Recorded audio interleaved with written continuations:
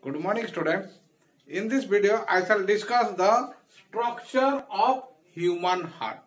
Now, what is human heart? What is the role of the heart inside our body? As we have already discussed, it is the most important part of our transport system, or that is the circulatory system. Now, what is heart?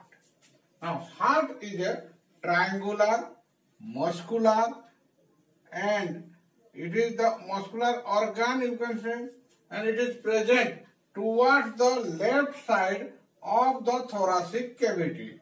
Now, the size of the heart is just like the fist of our hand, and it is covered by a thin membrane that is called pericardium. This is the pericardium. It is a thin membrane which covers the entire heart, and it is present inside the pericardial fluid.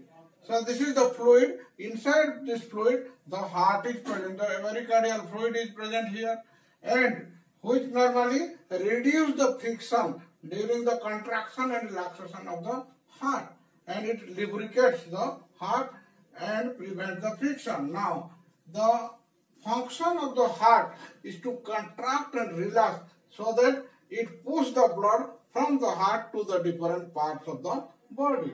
Now, as the muscles which are present here, these are the cardiac muscles, and these cardiac muscles are normally rhythmic in nature, and they are working non-stop, starting or prior to birth till the death of the human being.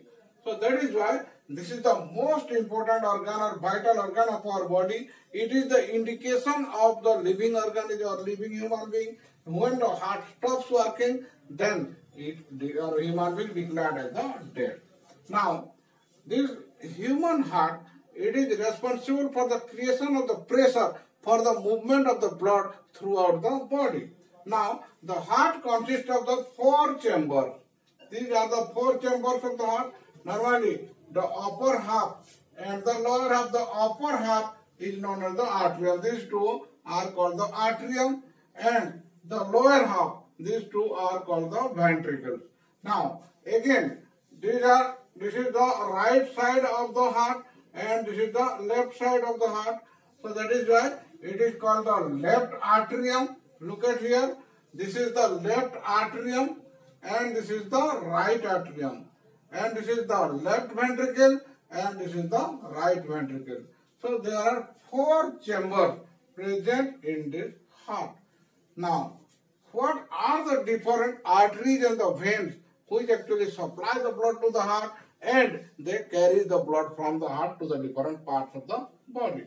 Now, as the upper half are the left and the right, and lower half are the left and the right. Now, the main vein which supplies the blood to the heart, this is the vein which collects the blood from all parts of the body, and finally they supply the blood to the heart in the right atrium or right auricle. And after that, the blood enters from the right auricle or right atrium to the right ventricle. Look at here, this is the right ventricle, and when it enters into the right ventricle, the blood passes to the pulmonary artery. This is the only artery which carries the deoxygenated blood from the heart to the lungs. And in the lungs, the exchange of gases occurs, and oxygen enters into the blood. Now the blood becomes oxygenated, and this blood now returns back to the heart through the pulmonary vein. This is the only vein through which the oxygenated blood enters into the heart, and it is coming from the lungs after oxygenation. Now, this blood enters here. When this blood enters here to the left atrium, now it passes to the left ventricle, and from the left ventricle it moves in this direction, and it enters into the systemic aorta, and it transports the blood throughout the body through the different arteries. Now, look at the structure of the heart and what are the important muscles present here. The heart normally consists of the cardiac muscles and they are rhythmic in nature. Contraction, relaxation, contraction, relaxation, contraction, contraction, contraction, it never occurs. Or relaxation, relaxation, relaxation never occurs. But one contraction followed by one relaxation. Okay, we shall discuss it in the function of the heart. Now, look at here. This upper heart, this is the auricle or atrium, and this auricular wall, it is thinner in comparison to the ventricular wall. So this auricular wall, it is thinner. That is why the pressure which is created by the auricle is lesser in comparison to the ventricle. And when the auricle contracts, normally the blood passes from the auricle towards the ventricle. So the upper half, it is the atrium or auricle, and this side it is the right atrium and this is the left atrium.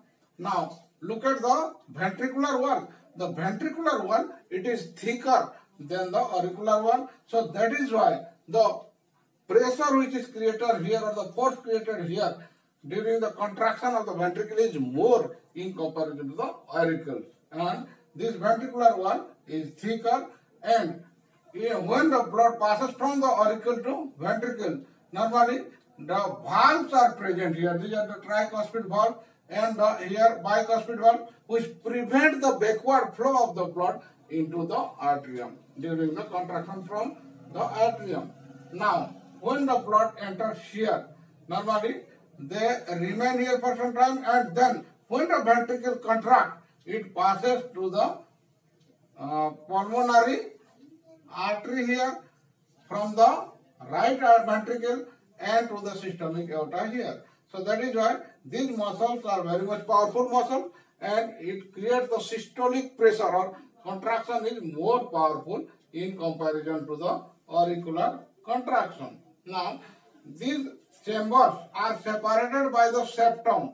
These are the partition wall. Both the auricles are separated by this septum here.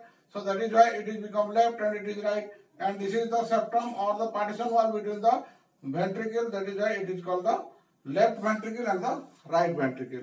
And this partition, it occurs to separate the oxygenated and the deoxygenated blood here. Look at here. In the left side, here, just here oxygenated blood. The oxygenated blood is present here in the left side. But look at here in the right side. In the right side, the blood is the deoxygenated blood. Now, this deoxygenated blood here in the right side. So there is a clear separation of the oxygenated blood and the deoxygenated blood due to the presence of this partition wall or the septum. Now, next we shall discuss how the heart functions and how the blood circulates the body. Blood is not flowing but circulating because the blood again and again returning back to the heart. So that is called cardiac cycle. Now, the functioning of the heart. Now, heart actually helps in the circulation of the blood throughout the body of the human being. Now, one complete circulation of the blood throughout the body is called one cardiac cycle. It is called one cardiac cycle because the blood circulates throughout the body. It supplies so many materials from one part to another, as we have already discussed there in the blood. That is the function of the blood. Now, when the blood circulates throughout the body and return back to the heart, so that is why it is called a cycle. Blood is not flowing, but it is circulating because the same blood moving throughout the body. Now, this is called one complete cycle is normally completed here, and this cycle completes in two types of cycles are here to complete one complete cycle. So that is why this is called a double circulation. Why? The circulation of the blood is called double circulation because the blood enters the heart twice. First here, blood enters here, and second, blood enters here. So it enters the heart twice. First in the right ventricle, then second in the left ventricle, and it leaves the heart twice. Here, from the right ventricle to the lungs and from the left ventricle to all body parts. So that is why as the blood enters the heart twice and leaves the heart twice, that is why it is called double circulation. Now here, look at here, what are the two different circulations? Now part one, it is called pulmonary circulation, and another one, it is the systemic circulation. Now what happens during pulmonary circulation? Pulmonary circulation is going to start from here, from the right ventricle.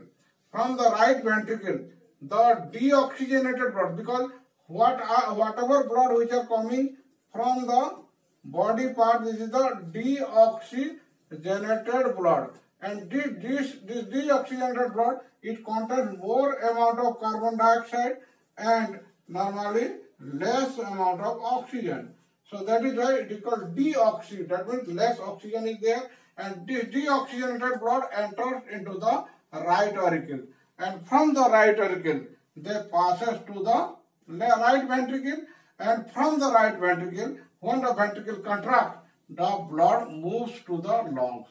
So here from the right ventricle to the lungs, and here oxygenation occurs. And during oxygenation, what happens? Now oxygen is mixed with the blood, and when the oxygen mixed with the blood, now the oxygen entered into the blood, and the blood is called oxygenated blood.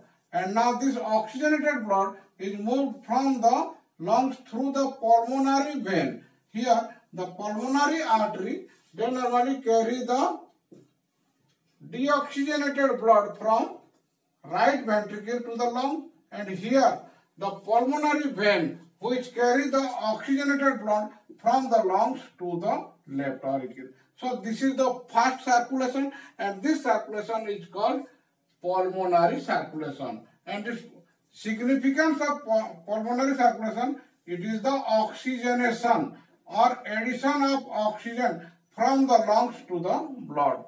So here the pathway, look at the pathway here. The pathway starts from the right ventricle, to the lungs through the pulmonary artery. And this pulmonary artery which carry the blood or carry deoxygenated blood from right ventricle to the lungs. Now after oxygenation, now this oxygenated blood passes from the lungs to the left auricle through the pulmonary vein. So this is the first circulation. Look at here. This circulation is called pulmonary circulation, because pulmonary word is related to the lungs where the oxygenation occurs. Now the second circulation, which is called the systemic circulation, and here what happens? When the oxygenated blood enters into the left auricle, from the left auricle it passes to the left ventricle, and from the left ventricle, when the ventricle contracts, now the blood passes from the left ventricle to the systemic aorta, or it is called main aorta or main artery. And this main aorta, it carries the oxygenated blood.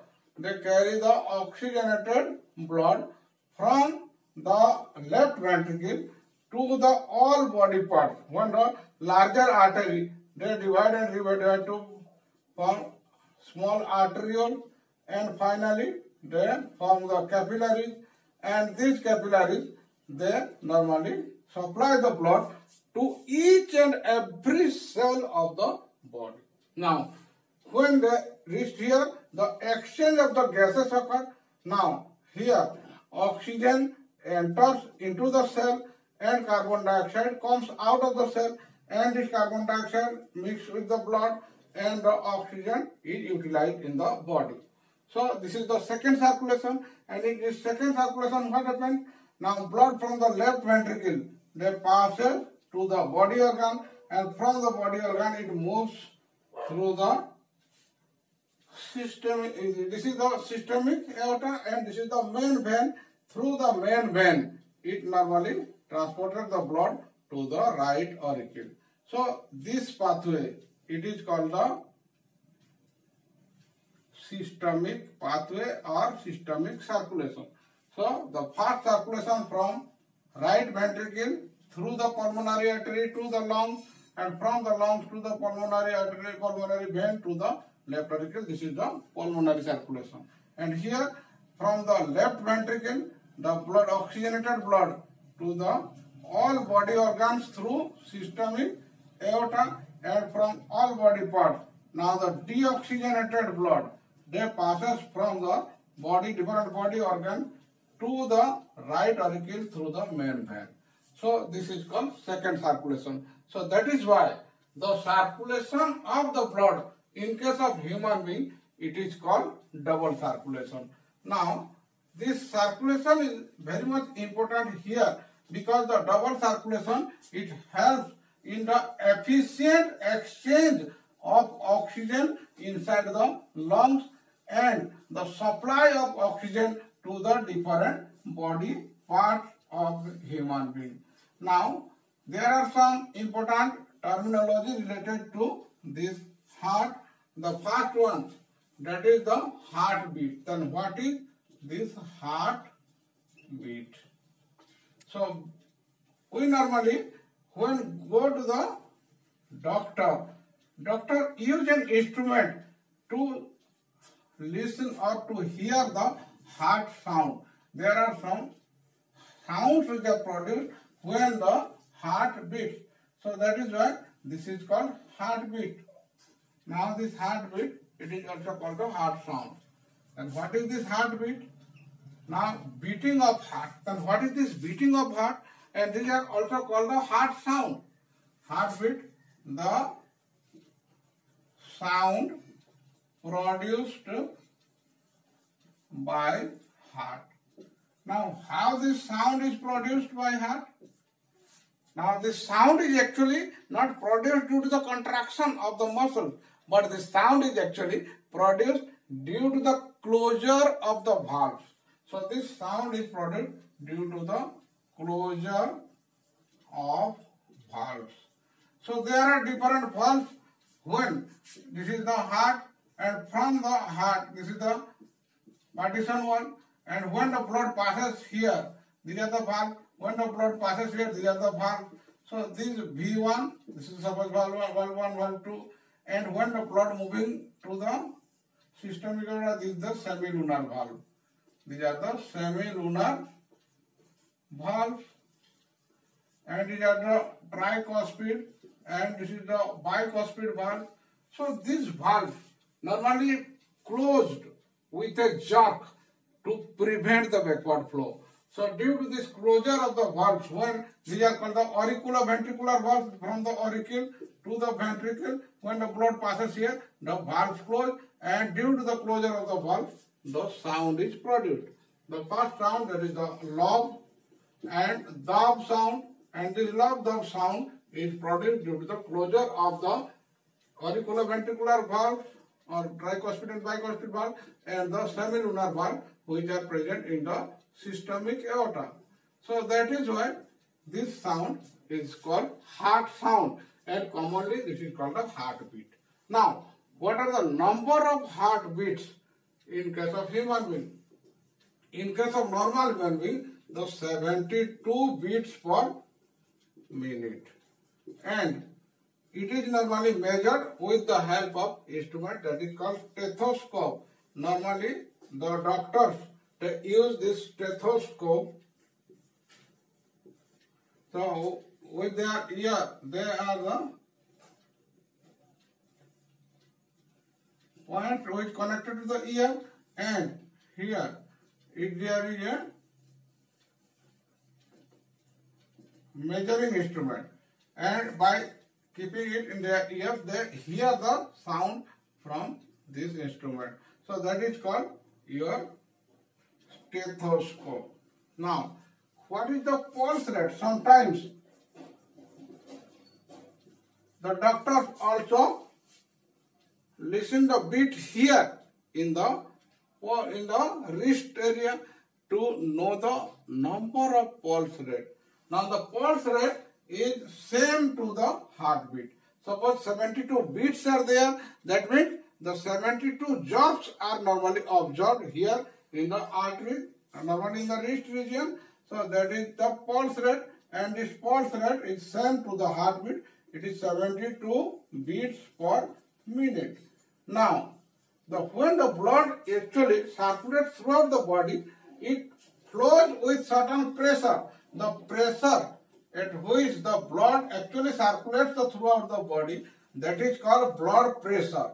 And the blood pressure is not same in case of veins or in case of arteries. So the blood pressure is normally different. And why the pressure differs? Now, this is the blood flows with a pressure. And when the ventricle contracts, at that time the blood flows with high pressure. So that is why it is called your systolic pressure. What do you mean systolic pressure? The systolic pressure means when the ventricle contracts, the force is powerful, so that is why blood flows with high pressure. That is called systolic pressure, or it is called contraction pressure. And when the ventricle relaxes, at that time also blood flows in the same direction, but flows with a low pressure. So that is called diastolic pressure. Diastolic pressure. And it is also called relaxation pressure. So when the ventricle contracts, at that time blood flows with high pressure, and when it is relaxed, at that time blood also flows in the same direction. It does not return back, but flows in the same direction, but the pressure becomes low. So that is called diastolic pressure. And the systolic pressure or the contraction pressure is more, and it is normally 120 mm of mercury, and the diastolic pressure is normally 80 mm of mercury in case of normal human being. So that is why the systolic and the diastolic pressure, they are measured simultaneously. So that is why the blood pressure is normally written as 120 by 80 mm of mercury in case of normal human being. So this blood pressure is measured by an instrument which commonly you have observed, that is called sphygmomanometer. Sphygmomanometer. And this sphygmomanometer is the instrument by which the blood pressure is measured. So that is why the blood pressure sometimes it increases or decreases. When the blood pressure becomes high, so that is called your hypertension. This hypertension, and this hypertension, it is due to the high blood pressure more than 120. It may be your 140 by 90, or it may be 160 by 100. So like this. In this way the pressure sometimes increases and sometimes the pressure becomes low. So that is the blood flow becomes slower. So in this way this blood pressure, it is an important indication of the normal healthy human being. So the blood pressure is always maintained in our body for the circulation of the blood throughout the body. Now this is the normal functioning of the heart, and the heart functions starting from the birth till the death of the organism. And it is the indication of the death when the heartbeat stops. At the time it indicates that the human being is dead. So that is why in Indian Medical Council it is treated as the death when the heart fails or heart failure occurs or heart functioning stops. But in some other countries the functioning of the brain is the indication of the death. So whatever the case may be, but heart is the most vital organ in our body, and which starts its functioning or starts its contraction relaxation prior to the birth till the death of the organism. So that is why it is the most vital organ of our body. Now this much for the day. I hope this video is helpful for you, and if it is really helpful for you, please like it and subscribe for further videos. Thank you very much.